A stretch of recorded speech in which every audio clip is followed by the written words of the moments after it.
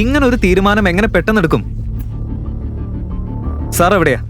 എനിക്കൊന്ന് കാണണം. Security, security, ഇവരെ രണ്ടുപേരെയും ഉടൻ ഇവിടുന്ന് പുറത്തേക്ക് കൊണ്ടുപോകും. ഗാർഡ് സിദ്ധാർത്ഥിന്റെ കൈ മുറുകെ തിരിച്ച് അവനെ കുത്തി നിർത്തി. വേദന കൊണ്ട് സിദ്ധാർത്ഥ് നിലവിളിച്ചു, വിടു വിട്. അത് കണ്ട ഷനായ ഓടി വന്ന് അവനെ രക്ഷിക്കാൻ ശ്രമിച്ചു. പ്ലീസ് പ്ലീസ് പ്ലീസ്, ഇങ്ങനെ ചെയ്യരുത്, ഞങ്ങൾ പോവാം. ഷനായയുടെ കണ്ണീരോടെ നിറഞ്ഞ മുഖം കണ്ട ഗാർഡ് ഉടൻ സിദ്ധാർത്ഥിന്റെ കൈവിട്ടു. അതേസമയം സിദ്ധാർത്ഥിന് രഘുവീർ പണ്ഡിറ്റിന്റെ കോൾ വന്നു. സിദ്ധാർത്ഥ്, നിനക്ക് ബുദ്ധിയില്ലേ? നീ എന്തിനാ ചാരിറ്റി ഗ്രൂപ്പിലേക്ക് പോയത്? അവരെല്ലാ ഡീൽസും ക്യാൻസൽ ചെയ്തു. നീ അവിടെ വെഡ്ഡിംഗ് കാർഡ് കൊടുക്കാനാണോ പോയത്, അല്ലെങ്കിൽ പ്രശ്നം ഉണ്ടാക്കാനോ? ഡാഡ്, ഞാനൊന്നും ചെയ്തില്ല. ഞാൻ ഷനായയോടൊപ്പം കാർഡ് കൊടുക്കാനാ വന്നത്. എന്നിട്ട് ഞങ്ങൾക്ക് ചെയർമാനെയും കാണാനായില്ല. But shut up. നിന്റെ മണ്ടത്തരം എനിക്ക് എത്ര നഷ്ടം വരുത്തിയെന്നറിയോ? നമ്മൾ റോഡിലാവും. ഉടൻ അവിടെ നിന്ന് പുറത്തേക്ക് ഇറങ്ങ്.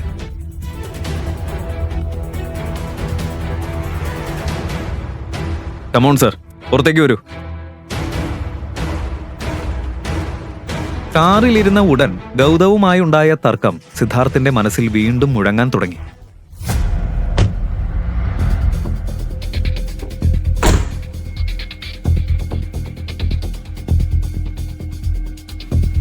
ഷനായ, ഇതെല്ലാം ആ ഗൗതം കാരണമാണെന്നാ എനിക്ക് തോന്നുന്നത്. എന്ത്? അവൻ എന്ത് ചെയ്യാൻ കഴിയും? അവൻ ഇവിടെ ഒരു ജോലി പോലുമില്ല. എങ്കിലും അവന്റെ മനസ്സിന്റെ ഏതോ കോണിൽ സംശയത്തിന്റെ ഒരു വിത്ത് മുളച്ചു തുടങ്ങി. ഇതിന്റെ പിന്നിൽ എന്താണെന്ന് ഞാൻ കണ്ടുപിടിച്ചിരിക്കും. സിദ്ധാർത്ഥിനെ പാഠം പഠിപ്പിച്ചതിന് ഗൗതമിന്റെ മനസ്സിൽ വലിയൊരു സന്തോഷമുണ്ടായിരുന്നു. അടുത്ത നിമിഷം അവൻ എല്ലാ ഡോക്യുമെന്റ്സിലും സൈൻ ചെയ്ത് വീട്ടിലേക്ക് പുറപ്പെട്ടു. പക്ഷേ വീട്ടിലെത്തിയ ഉടൻ അവന്റെ ചിരിച്ച മുഖം ഒറ്റ നിമിഷം കൊണ്ട് കറുത്തു.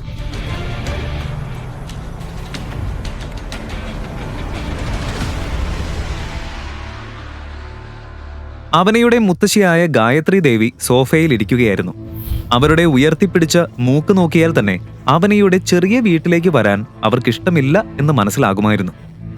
അനിൽ അഗർവാൾ മാൻഷൻ വിട്ടതു മുതൽ ഗായത്രി ദേവി ഒരിക്കലും ഈ വീട്ടിൽ കാൽ വെച്ചിട്ടില്ല.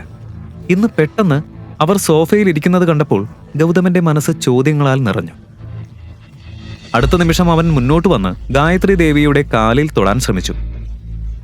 ഗൗതമനെ കണ്ട ഉടൻ ഗായത്രി ദേവി മുഖം തിരിച്ചു. കാരണം അവർക്ക് ഗൗതമനെ ഒട്ടും ഇഷ്ടമല്ലായിരുന്നു. ഹാളിൽ ഒരു അസ്വസ്ഥമായ നിശബ്ദത നിറഞ്ഞു.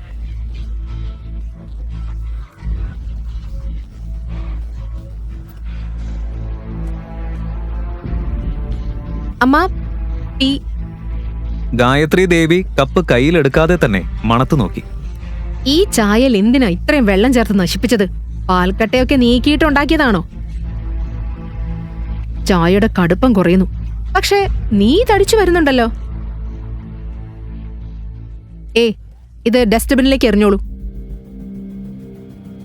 ഗീത ഗൗതമനെ പരിഹസിക്കാൻ ഒരവസരവും പാഴാക്കാത്തതുപോലെ ആയിരുന്നു ഗായത്രി ദേവിക്ക്.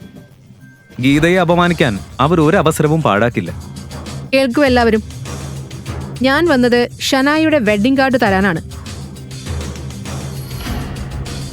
സത്യത്തിൽ നിങ്ങൾ കല്യാണത്തിന് വരണമെന്ന് എനിക്ക് യാതൊരു നിർബന്ധവുമില്ല. പക്ഷേ ഫംഗ്ഷന് വരുന്നവർ സീനുണ്ടാക്കും. നിങ്ങൾ സമൂഹത്തിൽ നമ്മുടെ പേര് വലിയ രീതിയിൽ പ്രസിദ്ധമാക്കിയിട്ടുണ്ടല്ലോ. ഇത് പറഞ്ഞ് ഗായത്രി ദേവി അവനെയും ഗൗതമനെയും നോക്കി. അവളുടെ കണ്ണുകൾ കോപം കൊണ്ട് നിറഞ്ഞിരുന്നു. വെഡിങ്ങിന് വരണം, പക്ഷെ കയ്യിലൊന്നുമില്ലാതെ വരരുത്. ഒരു വിലയേറിയ ഗിഫ്റ്റ് കൊണ്ടുവരണം. അനിലിന്റെ സഹോദരൻ സൗരഭ് ഷനായക്ക് 35 ലക്ഷം രൂപ വിലയുള്ള കാറാണ് ഗിഫ്റ്റ് ചെയ്യുന്നത്.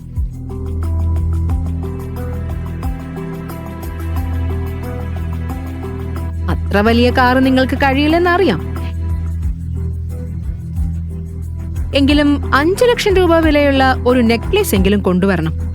ഇത് കേട്ട് അവന് ഞെട്ടി. കാരണം വീട്ടിലെ മുഴുവൻ സേവിങ്സും അവൾ ഗൗതമിന്റെ ഫ്രണ്ടിന് കൊടുത്തിരുന്നു. ഇല്ല മുത്തശ്ശി, 5 ലക്ഷം രൂപ വളരെ കൂടുതലാ. അത്ര വിലയേറിയ ഗിഫ്റ്റ് കൊണ്ടുവരാൻ ഞങ്ങൾക്ക് കഴിയില്ല.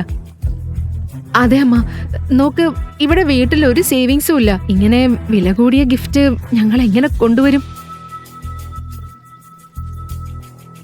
നിങ്ങളുടെ കിഡ്നിയോ അല്ലെങ്കിൽ ഈ വീട് വിറ്റാലും മതി, അതൊന്നും എനിക്കറിയണ്ട. പക്ഷേ ഗിഫ്റ്റ് കുറഞ്ഞത് 5 ലക്ഷം രൂപയെങ്കിലും വേണം. ഗായത്രി ദേവിയുടെ കോപഭരിതമായ ശബ്ദം കേട്ട് എല്ലാവരും തമ്മിൽ തമ്മിൽ നോക്കി നിന്നു.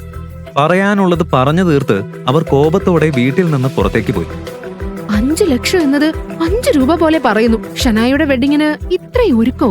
അവനിയുടെ വെഡിങ് സമയത്ത് ഇവർക്ക് എന്തായിരുന്നു? മോം, അവനി, ഞാൻ നിന്റെ വെഡിങ്ങിന് വന്ന ഓരോ എൻവലപ്പും തുറന്നു നോക്കിയതാ. ഒരാളും 500-ൽ കൂടുതൽ ഇട്ടിരുന്നില്ല. എല്ലാവരും വന്ന് ഫ്രീ ആയിട്ട് ഫുഡ് കഴിച്ചു പോയി. ഇപ്പൊ ഷനായുടെ വെഡിങ്ങിന് 5 ലക്ഷം ഗിഫ്റ്റ്, 35 ലക്ഷം രൂപയുടെ കാർ. എന്തൊക്കെയാ പറയുന്നത്? എന്താ ഈ ഡ്രാമ ദൈവത്തിനറിയാം. അതേ ഗീത, പക്ഷേ അമ്മ പറഞ്ഞ കൊടുക്കേണ്ടി വരും. എന്താ കൊടുക്കേണ്ടത്? നിങ്ങൾക്ക് ബുദ്ധിയുണ്ടോ? അല്ലെങ്കിൽ തലായണയ്ക്കടിയിൽ വെച്ചിട്ടുണ്ടോ ഇത്രയും പണം? ഇപ്പൊ തന്നെ നിങ്ങൾ കാരണം 27 ലക്ഷം രൂപ കടമുണ്ട്. ഇത്രയും വിലയേറിയ ഗിഫ്റ്റ് എവിടെ നിന്ന് കൊടുക്കാനാ? അമ്മ എത്ര ദേഷ്യത്തിലാണെന്ന് കണ്ടില്ലേ? ഒരു കാര്യം ചെയ്യാം, ഈ വീട് പണയം വെക്കാം. അയ്യോ, അത് വെച്ച് നെക്ലസും വാങ്ങാം. ബാക്കി പണം ഗൗതമിന്റെ ഫ്രണ്ടിനും കൊടുക്കാം. എന്താ നിങ്ങൾ ഇവിടെ ഇരുന്ന് സംസാരിക്കുന്നത്? ഷനായുടെ വെഡിങ്ങിന് എക്സ്പെൻസീവ് ഗിഫ്റ്റ് കൊടുക്കാൻ വീട് പണയം വെക്കാനോ? അതെ, മുത്തശ്ശിയുടെ വ്യാജാഭിമാനത്തിന് വേണ്ടിയാണോ? പിന്നെ നമ്മൾ എവിടെ താമസിക്കും? റോഡിലോ? ഇത് പറഞ്ഞ് ഗീത കോപത്തോടെ അനിലിനെയും ഗൗതമിനെയും നോക്കി. അവനി, എന്റെ കയ്യിൽ കുറച്ച് പണമുണ്ട്. നമുക്ക് ഒരു ചീപ്പ് നെക്ലേസ് വാങ്ങാം. ശരി മോം, മാർക്കറ്റില് ഡെലിക്കേറ്റ് ആൻഡ് ക്ലാസി ഡിസൈൻസ് ഉണ്ടാകും. I know. ഗൗതം, കാറെടുക്ക്, പോവാം. കുറച്ചു നേരം കൊണ്ട് എല്ലാവരും ജോധ്പൂരിന്റെ ഓൾഡ് മാർക്കറ്റിലേക്ക് പുറപ്പെട്ടു. ഗൗതം കാർ ഒരു വലിയ ജ്വല്ലറി ഷോപ്പിന്റെ മുന്നിൽ നിർത്തി. ജോധ്പൂരിലെ വളരെ പ്രശസ്തമായ ജ്വല്ലറി ഷോപ്പായിരുന്നു അത്. അവനി തന്റെ ബഡ്ജറ്റ് ഓർത്തു. അതായത് വളരെ കുറഞ്ഞ തുക. എങ്കിലും കുറച്ച് ആലോചിച്ച ശേഷം എല്ലാവരും അകത്ത് കയറി.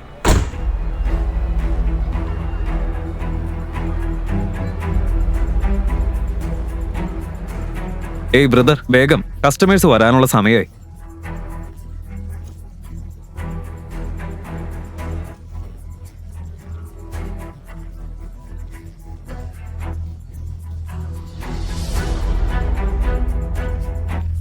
അവരകത്ത് കയറുമ്പോൾ ഒരു കൂറ്റൻ ആൾ ചിരിച്ചുകൊണ്ട് സ്വീകരിച്ചു. Good morning, good morning. വരൂ വരൂ, എന്താ വേണ്ടത്?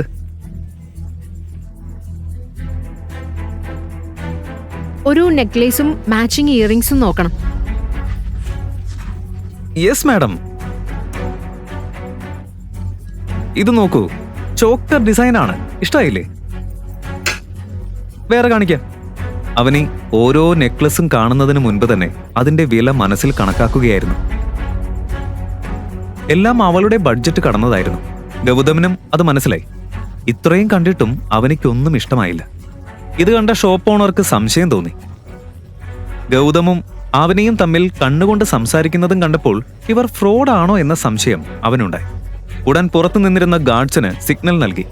അവരകത്ത് വന്ന് അവനി, ഗൗതം, ഗീത എന്നിവരെ ശ്രദ്ധിച്ചു നോക്കാൻ തുടങ്ങി. ഇത് കണ്ട അവനിക്കും ഗീതയ്ക്കും പേടി തോന്നി.